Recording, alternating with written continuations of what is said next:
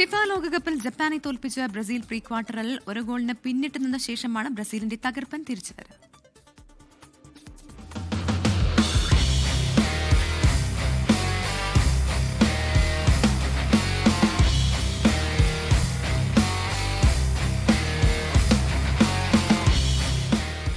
ജപ്പാനോട് തോറ്റു പുറത്തുപോകുമെന്ന ഫുട്ബോൾ പണ്ഡിറ്റുകളും പ്രവചന സിംഹങ്ങളും വിധിയെഴുതിയ മത്സരം.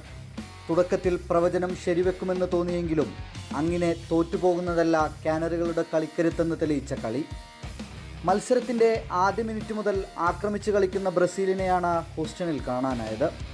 എന്നാൽ ആക്രമണത്തിൽ നിന്ന് ലഭിച്ച അവസരം മുതലെടുത്ത ജപ്പാൻ്റെ കൈഷു സാനു 29-ാം മിനിറ്റിൽ കാനറികളുടെ വലകുലുക്കി.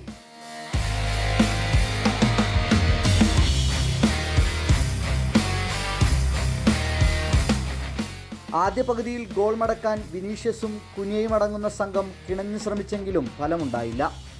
ആദ്യ പകുതിക്ക് പിരിയുമ്പോൾ സ്കോർ ബോർഡിൽ സമുറായികൾക്ക് മുൻതൂക്കം. രണ്ടാം പകുതിയിൽ മധ്യനിരയിൽ നിന്ന് ലൂക്കാസ് പക്വിറ്റയെ പിൻവലിച്ച മുന്നേറ്റ താരം എൻട്രിക്കിനെ കളത്തിലെത്തിച്ചു.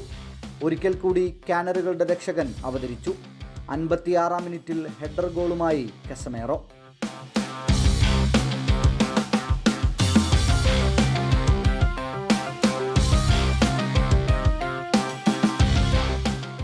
സമനില പിടിച്ചതിന് പിന്നാലെ ടീമിനെ മുന്നിലെത്തിക്കാനുള്ള വിനീഷ്യസിന്റെ ശ്രമം ജപ്പാൻ ഗോൾ കീപ്പർ സുസൂക്കി തട്ടിയകറ്റി. പിന്നീട് നിരന്തര ആക്രമണങ്ങൾ നടത്തിയെങ്കിലും ജപ്പാന്റെ വലകുലുക്കാൻ ബ്രസീലിനായില്ല. മത്സരം എക്സ്ട്രാ ടൈമിലേക്ക് പോകുമെന്ന് തോന്നിച്ച സമയം മധ്യനിര താരം ബ്രൂണോ ഗുമാറസ് നൽകിയ പന്ത് ഗബ്രിയൽ മാർട്ടിനെല്ലി വലയിലെത്തിച്ചു.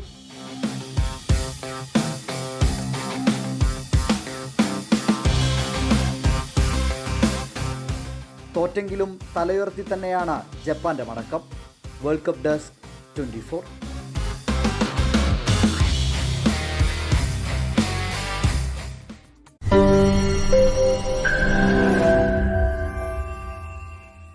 ലോകത്തെവിടെയായാലും ഏത് സമയത്തും 24 വാർത്തകളും ഓഗ്മെന്റഡ് റിയാലിറ്റി പാക്കേജുകളും എക്സ്പ്ലെയിനറുകളും വിശദമായി കാണാൻ ഞങ്ങളുടെ യൂട്യൂബ് ചാനൽ നിങ്ങൾക്ക് സബ്സ്ക്രൈബ് ചെയ്യാം.